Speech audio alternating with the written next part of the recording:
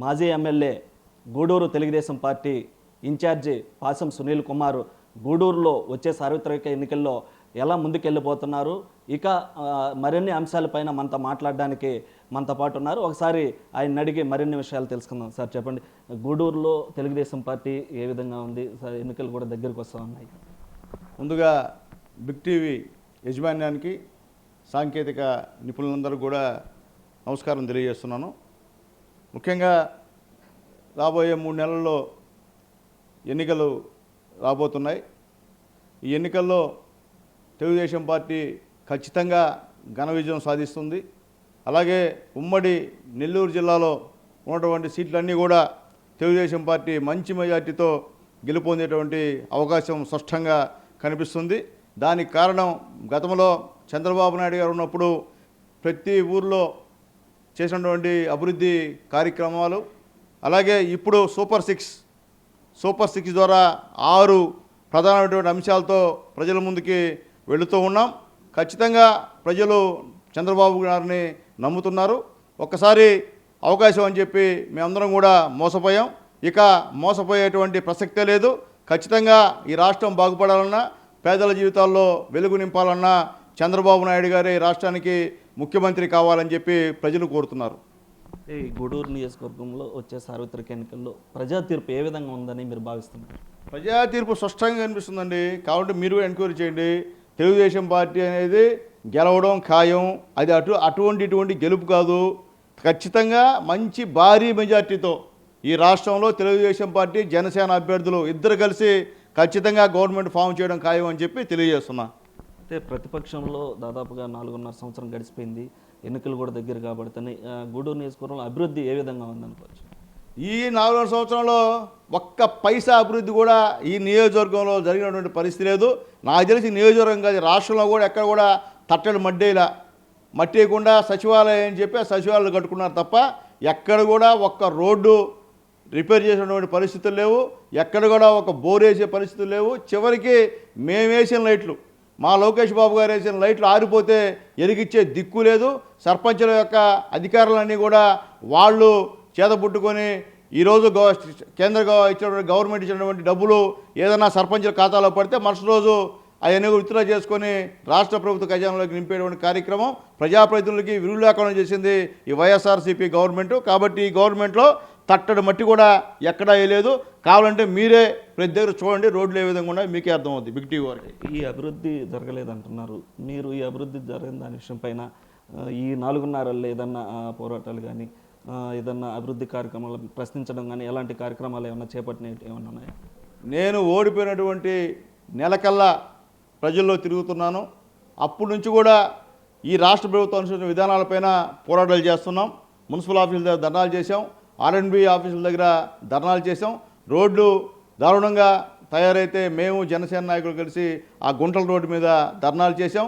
అలాగే petrol diesel పెంచినప్పుడు ధర్నాలు చేశాం. అలాగే కరెంట్ ఛార్జీలు పెరిగినప్పుడు కరెంట్ ఆఫీస్ దగ్గర ధర్నాలు చేశాం. అలాగే ముఖ్యంగా బస్ ఛార్జీలు పెంచినప్పుడు ధర్నాలు చేశాం. ఎన్ని ధర్నాలు చేసినా ఏం చేసినా చెవిటోళ్ళ ముందు శంకుదినట్టు, దునపోత మీద వర్షం కురిసినట్టే ఉంది తప్ప ఈ గవర్నమెంట్ చెల్లించే పరిస్థితి లేదని చెప్పి నేను తెలియజేస్తున్నా. అయితే ప్రజెంట్ ఉన్న స్థానిక ఎమ్మెల్యే వరప్రసాద్ పరిస్థితి, పనితీరు ఏ విధంగా అనుకోవచ్చు? ఇప్పుడు వరప్రసాద్ గారు ఏం చేస్తారు? గవర్నమెంట్లో డబ్బులుంటే ఆయన పనిచేస్తాడు. నేను ఎమ్మెల్యేగా ఉన్నా, ఆ రోజు గవర్నమెంట్లో సఫిషియెంట్గా డబ్బు ఉన్నింది. బాబు గారు ఏమడిగినా శాంక్షన్ ఇచ్చారు.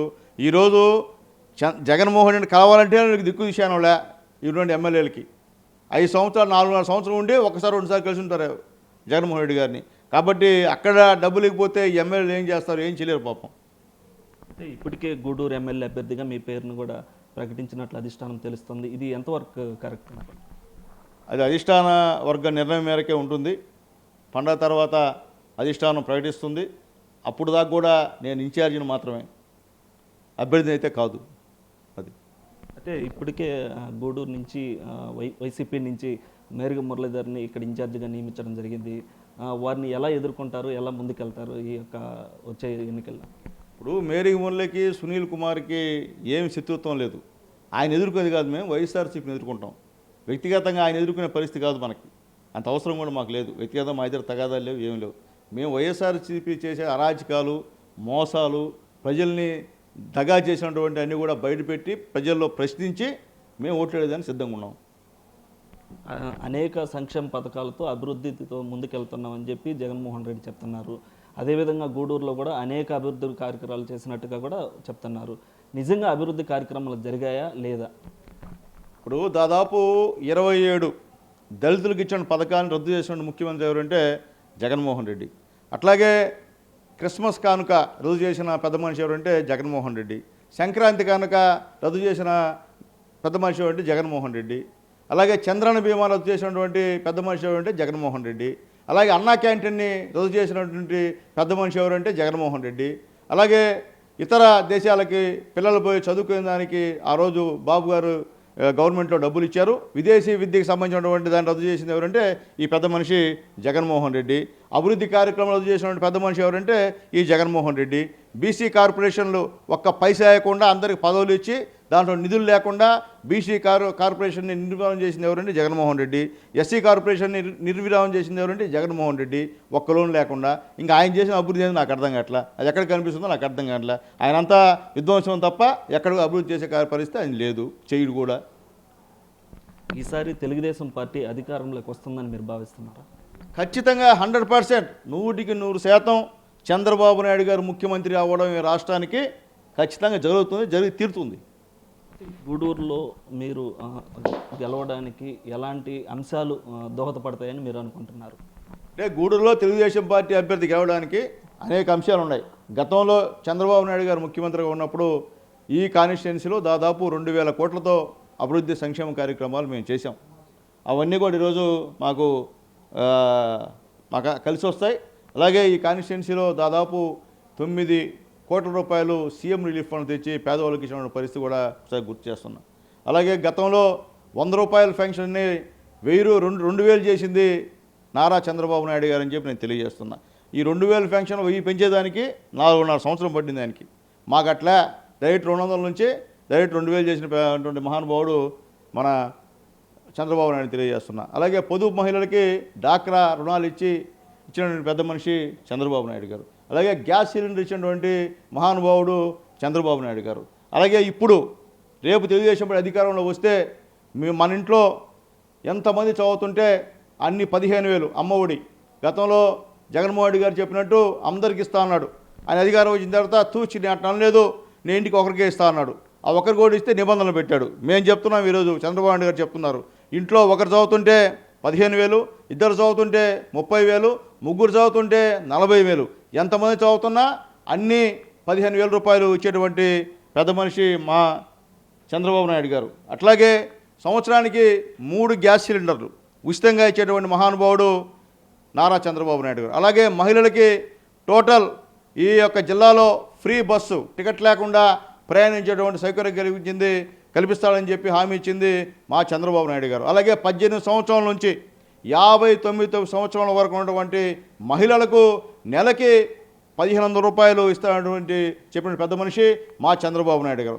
60 సంవత్సరాలు వస్తే మళ్ళీ పెన్షను ఆయన 3,000 అన్నాడు, బాబు గారు ఇంకా పెంచేటువంటి పరిస్థితి అని చెప్పి నేను తెలియజేస్తున్నా. అలాగే ప్రతి ఒక్కరికి కూడా మంచినీళ్ళు, మినరల్ వాటర్ అందించేటువంటి పెద్ద మనిషి మా చంద్రబాబు నాయుడు అని తెలియజేస్తున్నా. అలాగే ఎస్సీలాగా ఎస్సీ ఎస్టీ చట్టంలాగా బీసీలకి సపరేట్ చట్టాలు తీసుకొచ్చినటువంటి మంచి మనిషి మా చంద్రబాబు నాయుడు గారు. ప్రస్తుతానికి సూపర్ 6 రేపు పవన్ కళ్యాణ్ గారు మళ్ళీ మా చంద్రబాబు నాయుడు గారు కలిసి మళ్ళీ ఉమ్మడి మేనిఫెస్టో విడుదల చేసినప్పుడు మళ్ళీ కూడా ఆ యొక్క ఇచ్చినటువంటి వాగ్దానాన్ని కూడా ప్రజలకి మేము చెప్తున్నాం. ఇవి చాలు మాకు గెలిచేదానికి, అంతకన్నా ఏమీ లేదు. ముఖ్యంగా బాబు గారి పైన ప్రజలకి నమ్మకం ఉంది. ఈరోజు కదిలిరా అనేటువంటి సభలు జరుగుతుంటే ప్రతి సభ 1,1,4,00,000 మంది జనాలు పిలిచినా పిలవకపోయినా హాజరవడమే కాదు, ముఖ్యంగా యువత కేరింతలు కొట్టేటువంటి కార్యక్రమం. అలాగే రేపు చంద్రబాబు నాయుడు గారు గెలిస్తే 20 లక్షల ఉద్యోగాలు 5 సంవత్సరాల్లో ఫిలప్ చేస్తాడని చెప్పినటువంటి పెద్ద మనిషి నారా చంద్రబాబు నాయుడు గారు. అలాగే నిరుద్యోగులు, చదువుకున్నటువంటి నిరుద్యోగులకి నెలకి 3,000 రూపాయలు యోగలోని ద్వారా ఇచ్చేటువంటి మహానుభావుడు నారా చంద్రబాబు నాయుడు గారు. ఈ చాలా మేము గెలిచేదానికి ఇంకేమైనా కావాలా? అయితే ఎస్సీ ఎస్టీ బీసీలకి అనేక సంక్షేమ పథకాలు అందిస్తూ అని చెప్తున్నారు. అదేవిధంగా సాధికార బస్సు యాత్ర కూడా సాగుతుంది. దీన్ని ఎలా చూడొచ్చు?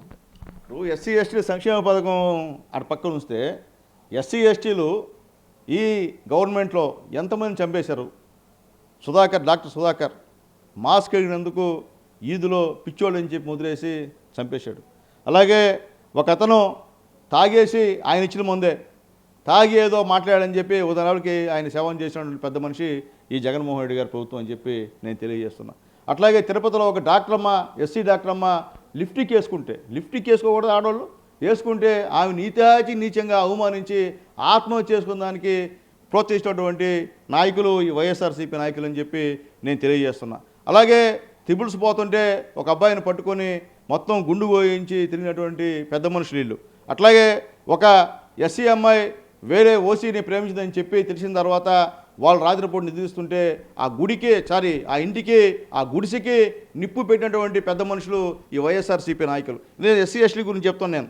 అట్లాగే ఒక ఎస్టీ అమ్మాయి అప్పుంటే ఒక ఆయన వచ్చి డబ్బులు అడిగితే అయ్యా మా ఆయన వేరే ఊరికి వెళ్ళి ఉన్నారు వచ్చింది ఇస్తామని చెప్పి ట్రాక్టర్తో గుద్ది చంపేసినటువంటి పెద్ద మనుషులు ఈ వైఎస్ఆర్సీపీ నాయకులు. కర్నూలులో ముస్లిం కుటుంబాన్ని ఆత్మహత్యగా చేసుకునే పరిస్థితి తీసుకొచ్చింది వైఎస్ఆర్సీపీ నాయకులు. వీళ్ళు ఏంది ఎస్సీ ఎస్టీ సంక్షేమం గురించి మాట్లాడేది? మమ్మల్ని చంపేస్తున్నారు, మేము ఆయన చేసాం, మా జగను అని చెప్పి ఎస్సీలు బీసీలు అందరూ కూడా ఆయనకు ఓట్లేస్తే, ఎస్సీలు ఓట్లేస్తే ఈరోజు ఆయన మాపైనే కత్తి కట్టి మమ్మల్నే ఇబ్బంది పెట్టి మమ్మల్ని అవమానాలకు గురి చేసి చివరికి ఎస్సీ ఎస్టీ కేసు పెట్టిన మహానుభావుడు ఈ జగన్మోహన్ రెడ్డి గారు అని చెప్పి నేను తెలియజేస్తున్నాను. అయితే గూడూరు నియోజకవర్గంలో ఎక్కువగా ఇసుక, సిలిక, మైనింగ్ మాఫియా ఎక్కువగా ఉంది అనేది ఎక్కువ ప్రచారం జరుగుతుంది. రేపు అధికారంలోకి వస్తే దీనిపైన మీరు ఎలాంటి చర్యలు తీసుకునేదానికి అవకాశాలు ఉంటాయి? ఇసుక ప్రచారం ఉంది కాదు, ఆల్రెడీ సిలికా మాఫియా జరుగుతుంది, అలాగే గ్రావిల్ మాఫియా జరుగుతుంది, కొత్తగా క్వార్జ్ ఆ మాఫియా జరుగుతుంది. మేము ఆల్రెడీ ఎన్నిసార్లు పోయి ధర్నాలు చేసినా అలాగే సముద్ర ఇసుక అదొక పెద్ద స్కామ్. నిన్నే చిట్టమూరులో వైఎస్ఆర్సీపీలో ఆపారు, 9 గంటల టైం అయిపోయింది ఇంకా తవ్వుతుంటే ఆపారు వాళ్ళు. కాబట్టి ఇక్కడ మేము ఆల్రెడీ ఇసుకపైన పోరాటం చేసాం, అలాగే క్వారీ దానిపైన కూడా పోరాటం చేసాం చంద్రమోహన్ రెడ్డి గారి నాయకత్వంలో. మేమందరం కూడా ఇన్ని పోరాటాలు చేసినా ఇక్కడ చట్టాలు లేవు, పోలీసు లేదు, రెవెన్యూ లేదు, ఏం లేదు, అంతా వాళ్ళ ఇష్టం. వైఎస్ఆర్సీపీ నాయకుల కనుసైగల్లో ఈ మొత్తం సిలికా దగ్గర నుంచి, క్వారీ దగ్గర నుంచి, గ్రావెల్ దగ్గర నుంచి మొత్తం జరిగేటువంటి కుంభకోణాలు కూడా వాళ్ళ కనుసైగలు జరుగుతాయి. ఇక్కడ ఒక అధికారి స్పందించడు, ఎంత చెప్పినా వేస్ట్. అందరూ కూడా వైఎస్ఆర్సీపీ ప్రభుత్వానికి కుమ్ము కాస్తున్న నాయకులు అని చెప్పి, పోలీసులు అని చెప్పి నేను తెలియజేస్తున్నాను. అంటే బాబు వస్తే జాబు లాంటి అనేక హామీలు కూడా నెరవేర్చలేదు అని ఇప్పుడున్న ప్రభుత్వం కూడా ప్రచారం చేస్తుంది. రాబోనున్న వచ్చే సార్వత్రిక ఎన్నికల్లో ఎలాంటి ప్రభావం చూడవచ్చు? బాబు వస్తేనే టీచర్ ఉద్యోగాలు ఫిలప్ చేసింది, బాబు వస్తేనే పోలీసు ఉద్యోగాలు ఫిలప్ చేసింది. ఈయనేం చెప్పాడు, సంవత్సరం జాబ్ క్యాలెండర్ అన్నాడు. ఇది ఒక్క సంవత్సరం ఉన్న జాబ్ క్యాలెండర్ రిలీజ్ చేశారా జగన్మోహన్ రెడ్డి గారు? అలాగే ఒక్క పోలీసు ఉద్యోగమైనా మీరు ఫిలప్ చేశారా జగన్మోహన్ రెడ్డి గారు? మీరు ఏమైనా మాట్లాడినా అప్పుడు సిపిఎస్ ఉద్యోగులు పాపం ధర్నాలు చేస్తుంటే, అన్నా అది ఎంతన్నా, ఒక వారంలో నేను రావడం మొత్తం సిపిఎస్ని మళ్ళీ మీకు తీసుకొస్తానా అని చెప్పినటువంటి జగన్మోహన్ రెడ్డి గారు.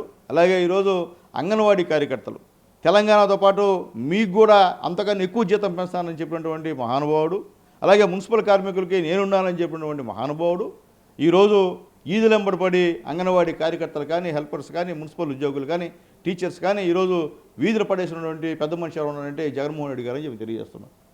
అయితే రానున్న కాలంలో ఎన్నికలు కూడా ఇంకా దగ్గరికి వచ్చే అవకాశాలు ఉన్నాయి. గూడూరు నియోజకవర్గానికి సంబంధించి తెలుగుదేశం పార్టీ మీరు గెలవడానికి ఇప్పటి వరకైనా ఏమైనా సన్నాహాలు చేయటం కానీ ఏమైనా చేసుకోన్నారా? ఇప్పుడు ఒకటండి, గెలుపు గ్యారంటీ. ఈ కాన్స్టిట్యున్సీలో తెలుగుదేశం పార్టీ అభ్యర్థి ఎవరైనా సరే గెలవడం గ్యారంటీ. ఎందుకంటే ఇప్పుడు చెప్పా, మా బాబు గారు చేసినటువంటి సంక్షేమ పథకాలే మాకు శ్రీరామ రక్ష. అలాగే ఇప్పుడు ఉన్నటువంటి సూపర్ 6 ఇంకొక శ్రీరామ రక్ష. అలాగే మేము ఇప్పటికే గూడూరు నియోజకవర్గంలో ప్రతి ఇంటికి 2 సార్లు తిరుగున్నాం. మొత్తం టోటల్ కాన్స్టిట్యున్సీ 2 సార్లు తిరిగేస్తున్నాం. కాబట్టి మాకేమి కొత్తగా మేము చెప్పుకోవాల్సిన అవసరం లేదు. నా పేరు సునీల్ కుమార్ అనో లేదా ఇంకో పేరు అని చెప్పుకోవాల్సిన అవసరం లేదు. డైరెక్ట్గా ప్రజలతోనే సత్సంబంధాలు మాకున్నాయి. ఏ గ్రామంకి వెళ్ళినా మమ్మల్ని గుర్తుపడతారు. కాబట్టి మాకేమి గెలుపు విషయంలో ఎటువంటి పరిస్థితి లేదు. ఖచ్చితంగా గెలిచి తెలుగుదేశం పార్టీ అభ్యర్థి ఇక్కడ గెలవడం ఖాయం అని చెప్పి నేను తెలియజేస్తున్నా. మీకు గూడూరు నియోజకవర్గంలో జనసేన పార్టీ ఎలా సహకరిస్తుంది? బ్రహ్మాండ సహకరిస్తుందండి. వాళ్ళంతా ఆ పిల్లకాయలందరూ కూడా మనోళ్ళే. అది కాక పవన్ కళ్యాణ్ గారు చెప్పిన మాట ప్రకారం జనసేన సైనికులు ఎక్కడ కూడా మాట తప్పకుండా క్రమశిక్షణగా ఉన్నటువంటి పార్టీ జనసేన పార్టీ. ఖచ్చితంగా ఈ కాన్స్టిట్యున్సీలో మాతో కోఆపరేట్ చేస్తూ ఉన్నారు, బాగున్నారు. కలిసి మీటింగ్లు కూడా పెట్టాము. ఖచ్చితంగా వాళ్ళు మా గెలుపులో ప్రధాన పాత్ర కూడా పోషించే అవకాశం అని చెప్పి నేను తెలియజేస్తున్నాను. అయితే ఇది ఓవరాల్గా గూడూరులో ఉన్నటువంటి తెలుగుదేశం పార్టీ చెప్తున్నటువంటి పాసం సునీల్ కుమార్ వచ్చే సార్వత్రిక ఎన్నికల్లో కూడా గెలుపు దిశగా కూడా ప్రయాణం చేస్తామని, అదేవిధంగా చంద్రబాబు నాయుడు పార్టీ అధిష్టానం కూడా ఈ యొక్క 6 హామీలు ఏవైతే ఉన్నాయో వీటితో ముందుకెళ్ళి గెలుపు దిశగా కూడా ఉంటామని చెప్పి ధీమా వ్యక్తం చేస్తున్నారు.